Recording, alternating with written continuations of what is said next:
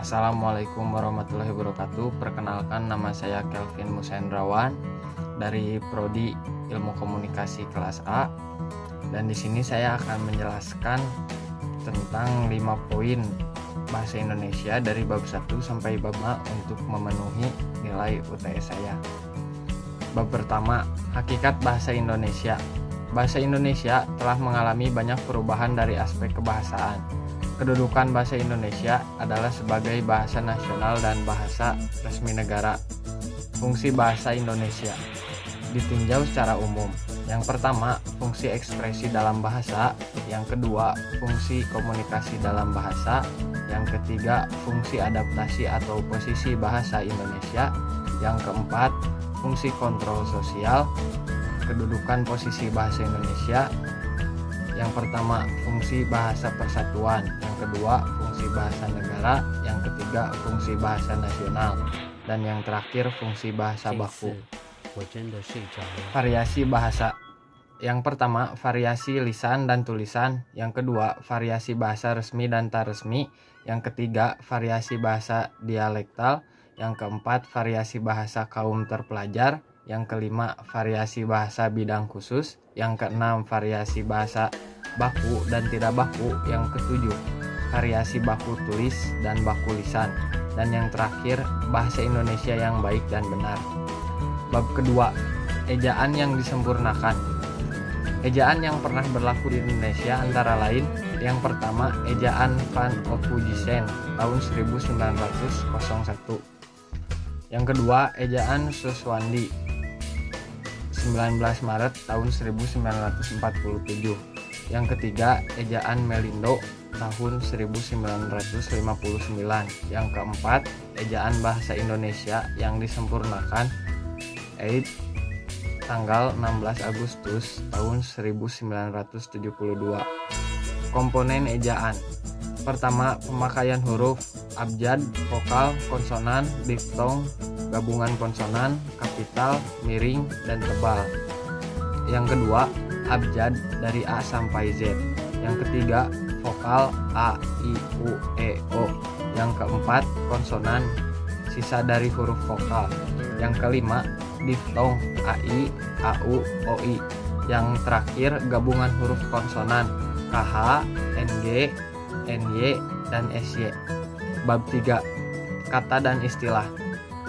Kata, bentuk lingual yang memiliki fonem tetap, sedangkan istilah, kata atau gabungan kata yang memiliki makna khusus.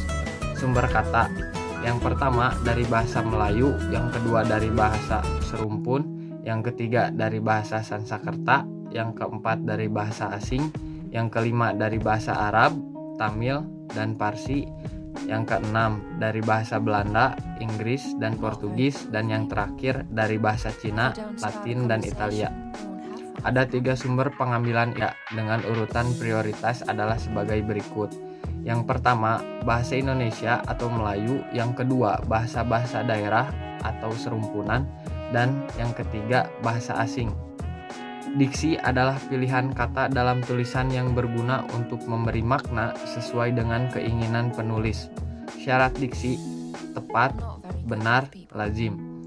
Relasi makna yaitu sifat pertalian makna yang terdapat pada sejumlah kata. Kesinoniman adalah persamaan kata. Bab 4, kalimat. Unsur-unsur kalimat seperti subjek, predikat, objek, pelengkap, keterangan, dan jenis kalimat.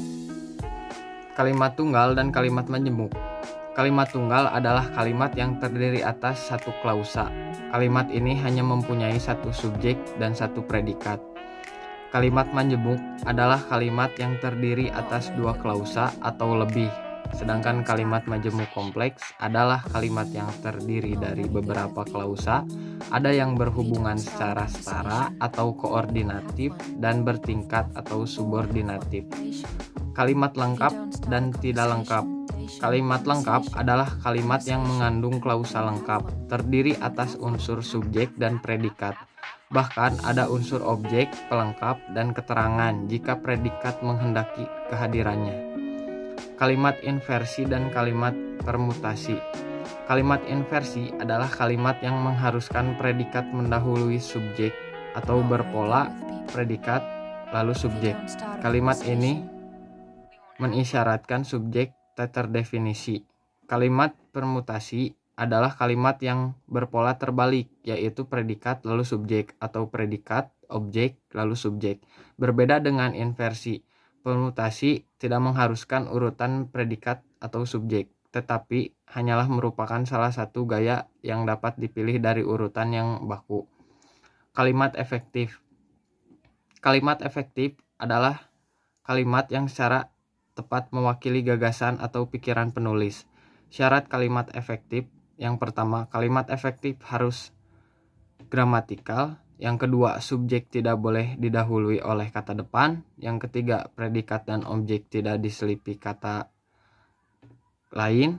Yang keempat, tidak terdapat subjek ganda pada kalimat tunggal. Yang kelima, keterangan tambahan terletak di sebuah kanan unsur yang diterangkan.